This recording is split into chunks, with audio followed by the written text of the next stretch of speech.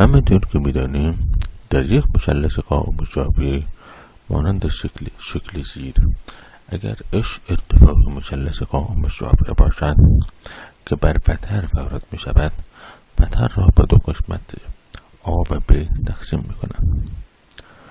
یعنی اش به توان 2 برابر با آ ضرب در ب.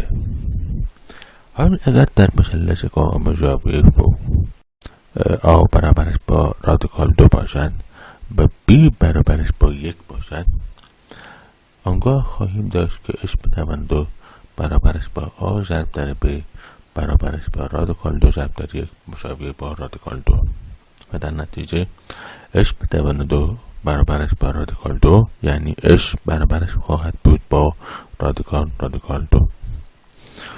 اکنون با استفاده از این قاعده بر روی محور اعداد حقیقی می توانم عدد رادیکال 2 رو نمایش بدم.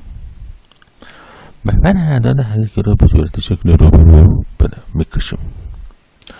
نقطه منفی رادیکال 2 رو به نقطه 1، یعنی از سمت منفی رادیکال 2 رو به دست میآوریم و از سمت مثبت عدد 1. اکنون با استفاده از برگار باید وسط این فاصله منفی رادیکال 2 تا 1 رو به دست بیاوریم. وسط این فاصله نقطه ای مانند پی خواهد بود. خب یک دایره از مرکز پی رسم میکنیم. این دایره که از مرکز پی رسم میکنیم چون از وسط فاصله منفی رادیکال 2 تا 1 کشیده شده، پس از منفی رادیکال 2 به 1 هم عبور میکنم. یک دایره به شکل روبرو خواهیم داشت.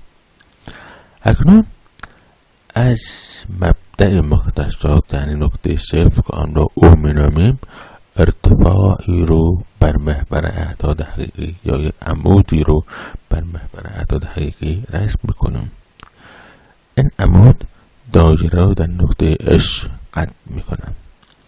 از نقطه اش تا منفی رادیکال 2 یکی از اجزای مثلث را میکشیم و از نقطه اش تا نقطه 1 ضلع دیگر را میکشیم. یک مثلث قائم الزاویه بر ما به دست میآید که او اش ارتفاع آن و از اش تا منفی رادیکال 2 و از اش تا 1 اجزای قائمه ما و از 1 تا منفی رادیکال 2 وتر ما خواهد بود.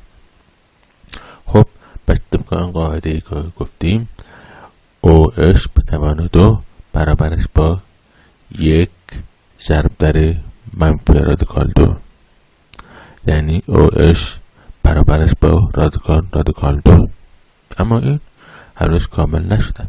اکنون دوباره از او اش دایره ای به مرکز او و شعاع او اش رسم میکنم. این دایره هر جا که محور اعداد حقیقی ما را در جهت مثبت قطع کند، اون عدد برابر خواهد بود با رادیکال